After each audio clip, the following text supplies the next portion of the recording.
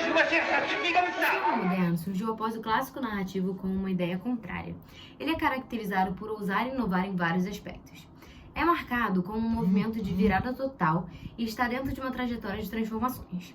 No entanto, a transição do clássico para o moderno não deve ser vista como uma substituição de um tipo de cinema por outro, mas sim como uma transição natural.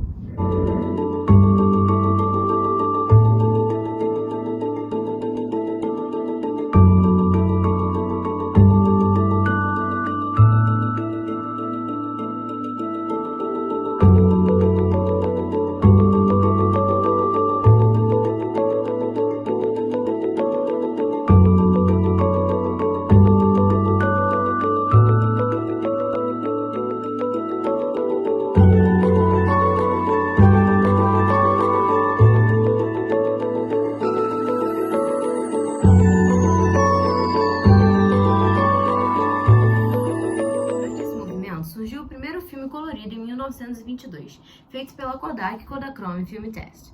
Porém, há controvérsia sobre esse assunto. Alguns cineastas consideram o inglês Edward Raymond Turner o pioneiro desta área com um filme colorido feito em 1902, mas que só foi descoberto 110 anos depois. The Pool of Terror, as created by Alfred Hitchcock in the story that gives new meaning to the word suspense.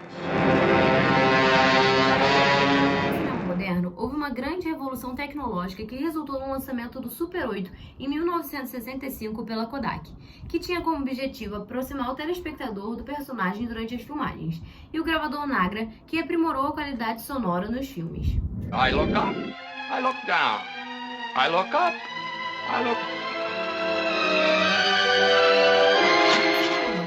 Trazia elementos que mostravam o lado bom e ruim dos personagens. Tinha uma estrutura narrativa caracterizada pelo abandono do enredo romanesco e a linguagem fílmica mostrava o abandono de tentativas de ocultamento e encenação.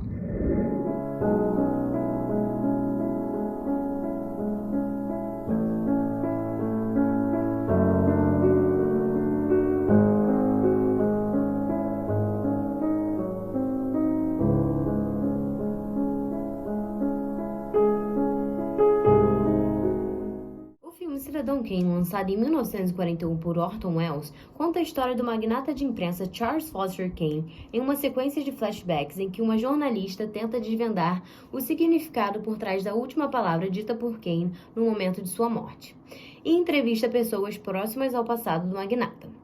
O filme foi considerado um grande marco para o cinema moderno por conta das inovações técnicas cinematográficas usadas pelo diretor, e é até hoje apontado frequentemente como um dos melhores filmes já produzidos. É importante distinguir as duas acepções da expressão profundidade de campo.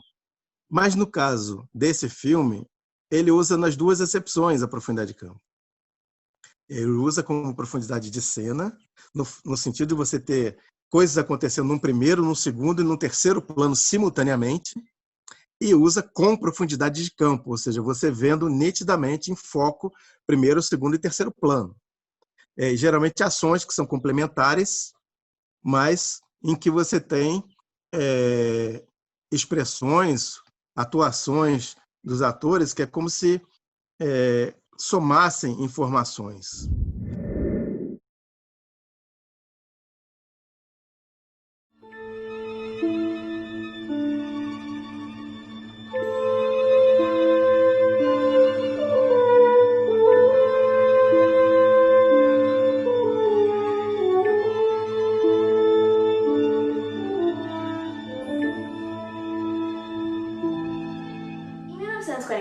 Diante do cenário da Segunda Guerra Mundial, o neorrealismo nasce com a sociedade italiana, especificamente com intelectuais de esquerda, com o objetivo de intensificar as relações com a realidade, baseada na comunhão político-cultural do povo italiano. O Partido Comunista concentrou as manifestações culturais, uma vez que seus apoiadores estavam empenhados em lutas institucionais e de alinhamento político. Eles buscavam um programa unitário. Se a literatura e as artes plásticas puderam contar praticamente de imediato com um discurso crítico, o cinema, porém, para ser levado em consideração, teve de esperar até o fim de 1946, quando finalmente se percebeu que ele podia contribuir para a formação de uma nova consciência democrática. A porta.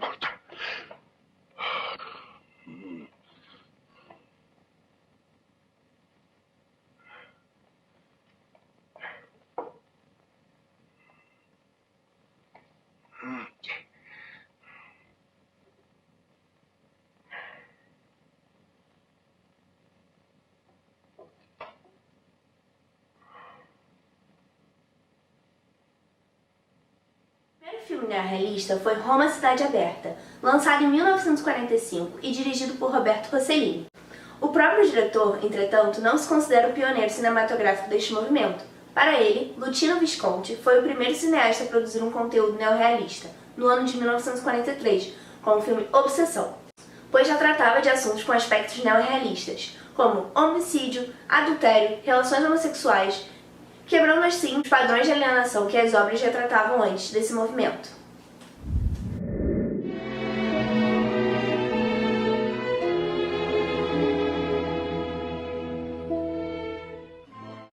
Roberto Rossellini, Luchino Visconti e Vittorio De Sica foram os principais cineastas do neorrealismo. Eles viam a necessidade de retratar a realidade italiana da época, na área cinematográfica.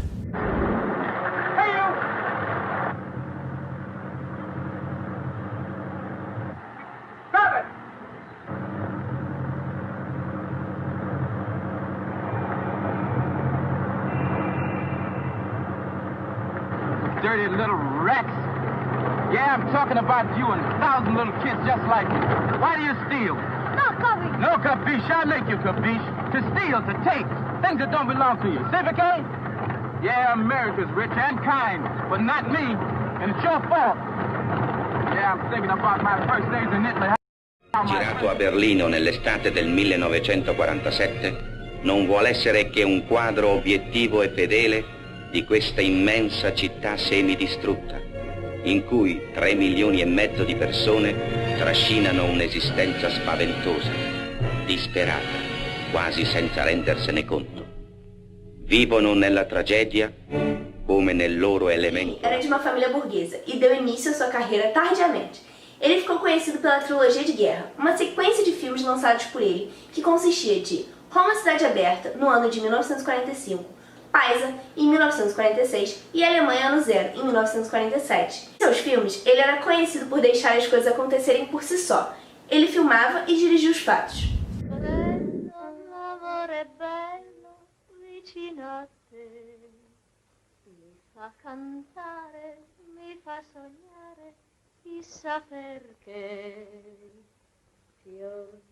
Si mangia qui?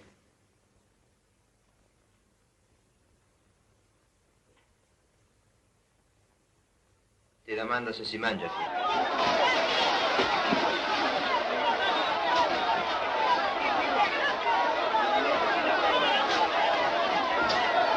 Visconti era um aristocrata. Retratava uma preocupação com estética e simetria dos planos, como podemos observar no filme Obsessão. E com o final da Segunda Guerra, foi contratado pelo PCI, Partido Comunista Italiano, para realizar o filme A Terra Treme, onde retratava trabalhadores da Sicília.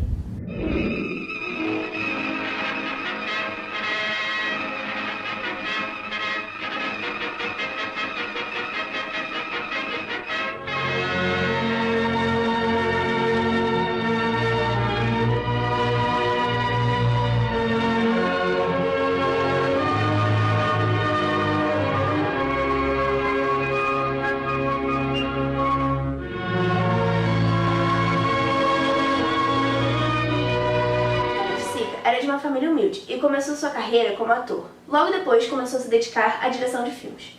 Seu estilo de dirigir era uma maneira despojada e descontraída.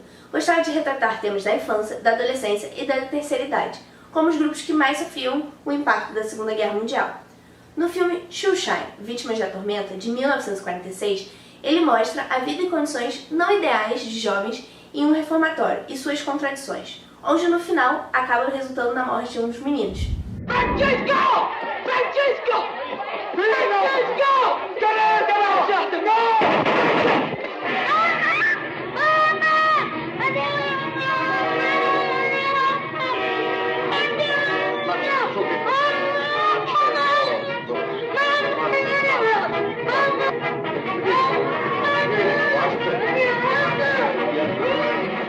Marcaram o neorrealismo, onde não se criava uma realidade, apenas se retratava o verdadeiro cenário que o mundo não costumava mostrar. O humanismo era o mais importante do neorrealismo. No filme Roma, Cidade Aberta, por exemplo, a temática humana é retratada de forma real e contraditória, o que difere dos clássicos hollywoodianos, onde a trama é mais importante.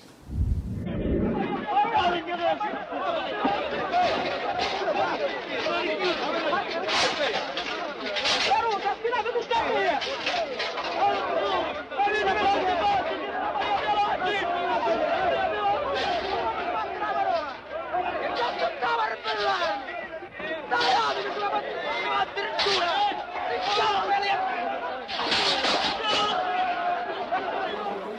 diversas maneiras para a história e a inovação do cinema dos dias atuais. Como a Itália estava passando por uma crise humanitária e financeira devido à Segunda Guerra Mundial, os orçamentos cinematográficos tinham que ser reduzidos, e com isso, algumas mudanças no estilo de gravação tiveram que ser retomadas. Tais mudanças resultaram numa forma diferente e inovadora de trabalhar com o cinema, como a forma que traziam atores profissionais e não profissionais para contracenar. A dublagem pós-produção, por conta dos não profissionais, começou a ser utilizada também. A luz natural, a simplicidade do diálogo e a valorização dos dialetos locais também foram exemplos de inovação. Eles faziam produções mais simples para retratar justamente as realidades sociais, políticas e econômicas que estavam se passando. E adesso che sono padroni vengono le prime spese, a cominciare da sale per le acciughe. Ma c'è da star contenti, quella roba è tutta abbondanza per domani. Em 1948, com a criação do primeiro governo democrático italiano pós-guerra, o neorrealismo começou a ser criticado pela parte mais rica da sociedade, pois não queriam que o mundo visse a realidade italiana da época. Os envolvidos com o movimento sofriam opressões políticas e as autoridades resolveram facilitar a entrada de filmes estadunidenses na Itália como tentativa de diminuir a audiência deste movimento. Dadas as dificuldades enfrentadas, a nova perspectiva de produções cinematográficas neorrealistas se expandiu pelo mundo inteiro e chegou até no Brasil. Foi um movimento de ruptura para o cinema. Além disso, influenciou também na literatura, na pintura, na música e em muitas outras áreas, tornando-se assim um movimento de extrema importância. No realismo italiano, havia uma busca, primeiro uma determinada condição, né, que era a dificuldade econômica que se vivia na Itália no pós-guerra, né, que não era favorável à realização de grandes produções, estúdio, não havia esses recursos, né? Então, os movimentos sociais e alguns movimentos políticos, principalmente do Partido Comunista Italiano, buscavam produções que pudessem, ao mesmo tempo, retratar o povo italiano, né, retratar o país, buscar elevar a autoestima do país, mostrando a si mesmo na perspectiva que eles tinham, né, e, dentro dessa perspectiva, mostrar pessoas comuns, mostrar pessoas do povo, mostrar ambientes urbanos ou rurais, mas da população italiana.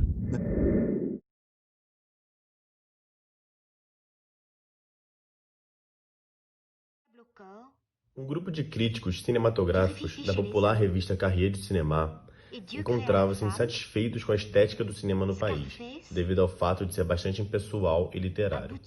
Assim, articulou-se o desenvolvimento da Nouvelle Vague, a nova onda, traduzindo ao pé da letra, inspirando-se no neorrealismo, o qual relatava o pós-guerra na Europa. O marco inicial para o início do movimento foi a publicação de François Truffaut na revista Carrier du Cinéma, na qual mencionava a teoria de Alexandre Astruc, a qual propunha uma escrita com a câmera. O filme Os Incompreendidos, de 1959, de François Truffaut, foi um grande sucesso, levando o diretor a receber o eventual prêmio máximo do Festival de Cannes.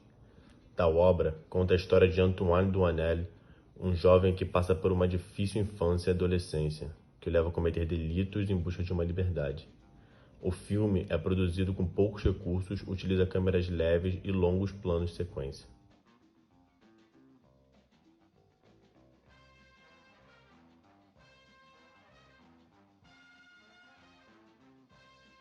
Muitos autores da Nouvelle Vague se relacionavam de forma bastante direta com a política na França.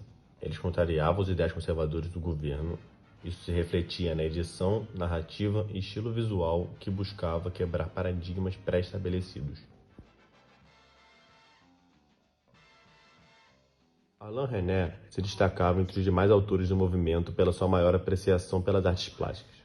Sua obra, Hiroshima, Meu Amor, de 1959, se trata de um filme com visual de documentário, no qual conta a história de uma atriz francesa e seu affaire com um arquiteto japonês, ambos casados.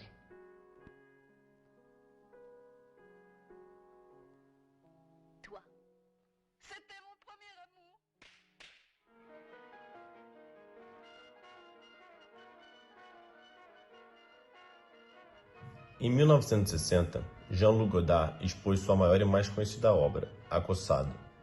Para muitos, o principal filme do movimento. O diretor francês era bastante ousado e inovador, sendo pioneiro na quebra da quarta parede, quando o personagem fala diretamente com o público. A trama relata o relacionamento de Michel Poicard e Patricia Franchisi e os problemas que envolvem ambos. Esse filme obteve grande sucesso devido à sua capacidade de chocar a audiência, muito por conta do brilhantismo de Godard.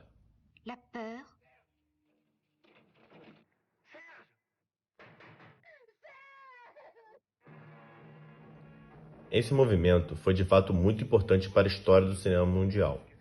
Todas as inovações técnicas, visuais e de estilo que surgiram nesse período contribuíram de forma significante para o que vemos nos filmes de hoje. A busca pela quebra dos métodos tradicionais influenciou diversos outros países, tais como o cinema novo alemão, Free Cinema na Inglaterra e o cinema novo no Brasil, todos com o objetivo semelhante de criar algo novo e independente.